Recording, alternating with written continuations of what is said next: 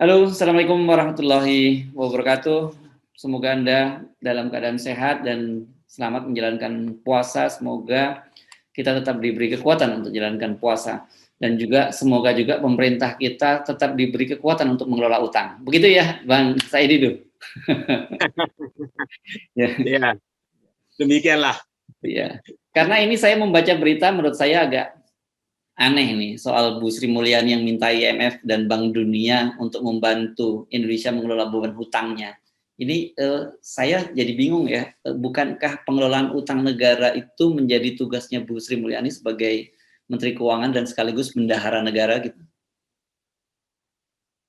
Eh, Mas Hersu, kita tahu Bu Sri Mulyani ini adalah Menteri Keuangan yang menghadapi liku-liku banyak sekali, dan kita tahu persis bahwa Bu Sri Mulyani pada saat Menteri Keuangan di pemerintahan SBY, dialah yang bangga menyatakan membayar utang, melunasi utang IMF yang dulu dibikin pada saat resesi 98. Nah, jadi dengan bangga menyatakan melunasi utang IMF. Nah, jadi mungkin, tapi sekarang tiap hari kita disuguhi dengan bangga bahwa masih aman untuk nambah utang. Jadi ini suatu yang kontradiksi sekali, nah kontradiksi yang sangat tinggi bagi Bu Sri Mulyani. Jadi saya pernah 5 tahun sama beliau dan saya sangat paham bahwa beliau sangat prudent, bahkan sangat bersuara keras kalau ada pihak lain yang ingin membebani fiskal. Dan saya saksi mata betapa kerasnya beliau. Tapi akhir-akhir ini betapa lembutnya beliau, dan saya sering menyatakan saya masih punya Menteri Keuangan tapi kehilangan Sri Mulyani yang saya kenal. Oke. Jadi Nah, apa artinya ini dengan minta tolong pada IMF dan Bank Dunia itu sebenarnya Bu Sri Mulyani sudah menyiratkan bahwa dia tidak tahan gitu dengan situasi di dalam negeri. ada beberapa kemungkinan. Pertama, memang mungkin melihat bahwa ini semangat untuk menambah utang ini tidak berhenti-berhenti, dan dia paham betul bahwa risikonya sudah sangat tinggi sebagai ahli keuangan. Tapi sebagai Menteri Keuangan, ini ya, sebagai ahli keuangan, hati nuraninya mungkin sudah menyatakan ini sudah titik bahaya.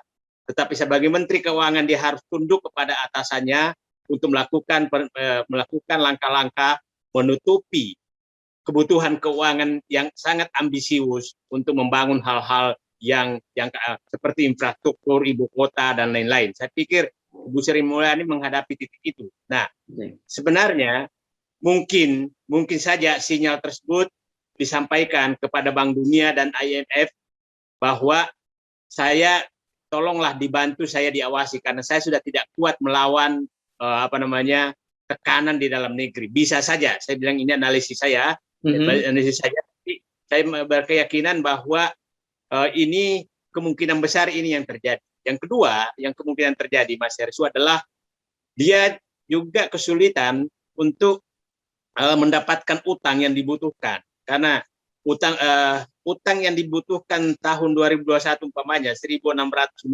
triliun, itu sekarang BI sudah membeli, artinya sudah tidak laku di pasar, baik di luar negeri maupun di dalam negeri, karena sun yang dipegang oleh asing pun dijual dan dibeli oleh Bank Indonesia. Jadi saya pikir ada yang kedua adalah bahwa dia memahami bahwa dia sudah butuh bantuan dari Bank Dunia dan IMF, karena beberapa tahun terakhir IMF dan Bank Dunia itu tidak membantu Indonesia, sehingga dia berpikir kalau dia hanya mengandalkan utang dari Sun dan lain-lain, kelihatannya sudah berat sekali, sehingga dia mohon bantuan Bank Dunia dan IMF. Saya pikir itu. Yang ketiga ya sekedar basa-basi saja, karena dia lagi ketemu teman-temannya gitu kan, teman-teman sesama Bank Dunia. Oke. Nah, kalau gitu sekarang kita fokus supaya publik juga lebih paham bagaimana sih sebenarnya kondisi utang kita saat ini. Kan beberapa kali kita membahas ada utang pemerintah, ada utang swasta dan sebagainya. Kita sekarang fokus ke bagaimana kondisi utang kita hari ini. Saya mulai dulu bahwa total utang kita yang utang publik itu utang pemerintah ditambah utang BUMN ditambah utang Bank Indonesia itu sekitar 12.000 triliun. Itu artinya sudah mendekati sekitar 80% dari PDB. Yang selalu dia dijadikan indikator adalah utang pemerintah saja yang masih sekitar 40 sampai 45%.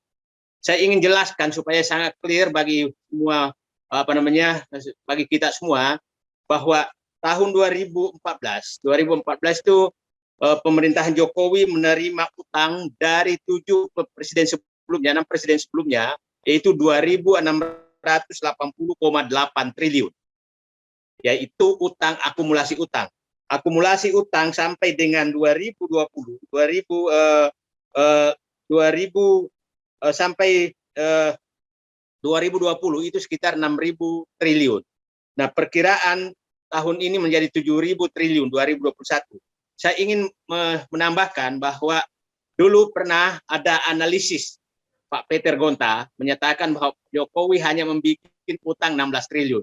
Pada kesempatan ini saya ingin jelaskan bahwa Pak Jokowi itu sebenarnya mulai 2015, kita menghitung 2015 sampai 2020, itu membuat utang 5.825,3 triliun. Dua kali lipat ya, 2 kali lipat lebih dari utang yang dibuat oleh para presiden sebelumnya, begitu ya. 5.825,3 triliun. Dan dari utang tersebut dipakai untuk membayar pokoknya itu 2.406 2.406,8 triliun. Jadi adalah sangat salah perhitungan Pak Peter Gonta yang sekarang itu banyak sekali beredar perhitungan itu, karena kesalahannya di mana Pak Peter Gonta itu hanya menghitung di net. Jadi seakan-akan Pak Jokowi itu hanya membuat utang di netnya saja. Netnya itu dari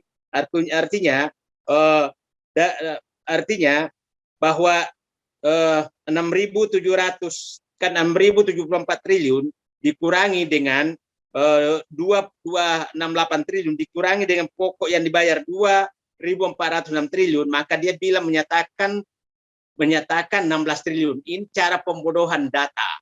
Karena harusnya yang dihitung adalah brutonya. Brutonya itu total utang yang dibuat termasuk untuk membayar membayar utang sebelumnya. Jadi saya berharap publik bahwa perhitungan teman saya Pak Peter Gonta itu adalah fatal, karena yang dihitung adalah netnya bukan brutonya. Kalau saya ulangi, menghitung brutonya itu adalah Pak Jokowi sejak 2015 sampai 2020 membuat utang, menambah utang 5.825,3 triliun. Kemudian kemudian dia membayar pokok 2.406,8 triliun, sehingga akumulasi utang akhir Desember 2020 adalah 6.074,6 triliun. Nah, ditambah sekarang itu kira-kira bertambah 1.650 triliun, sehingga tahun 2021 kira-kira Pak Jokowi akan menambah utang sebesar 7.475,3 triliun dan mau dipakai membayar pokok 2.876,8 triliun, dan sehingga akumulasi utang 7.080,6 triliun. Itu perkiraan. Dan perkiraan saya Pak Hersu bahwa utang pemerintah saja itu kira-kira akhir 2024 itu kira-kira minimal antara sekitar 11.000 triliun. 11.000 triliun. Ya. Nah, itu kira-kira jauh lebih besar ya. Perkiraan Anda ini jauh lebih besar dari yang diperkirakan oleh ekonom Indef, Profesor Didik Rabini, yang memperkirakan 10.000 ya. Perkiraan 10.000 itu saya pikir sekarang sudah 7.000, tinggal 3 tahun lagi, dan itu saya punya keyakinan bahwa akumulasinya akan naik, apalagi kalau tidak kuat membayar pokok, ada restrukturisasi utang, itu bisa terjadi. Waktu kemarin, waktu perhitungan 10.000 saja, Pak Didik Rabini, Profesor Didik Rabini menyebutnya bahwa Pak Jokowi ini raja utang. Jadi kalau udah sampai 11.000 itu ya, apa sebutannya ini? Saya pikir ya raja utang meroket. Ya, nah apa artinya utang-utang itu? Kan selama ini kan kita selalu dicekoki dengan cara bahwa satu, kalau kita masih dapat utangan itu berarti kita dipercaya oleh lembaga-lembaga donor baik multilateral maupun bilateral, kan begitu. Yang kedua, artinya kalau kita masih bisa berat utangan berarti kita dianggap bisa membayar utang. Jadi apa masalahnya dengan data-data tadi itu, Bang Said itu? Data saya menyatakan tadi Mas Hersu katakan tadi bahwa kita harus melihat kemampuan kita membayar utang.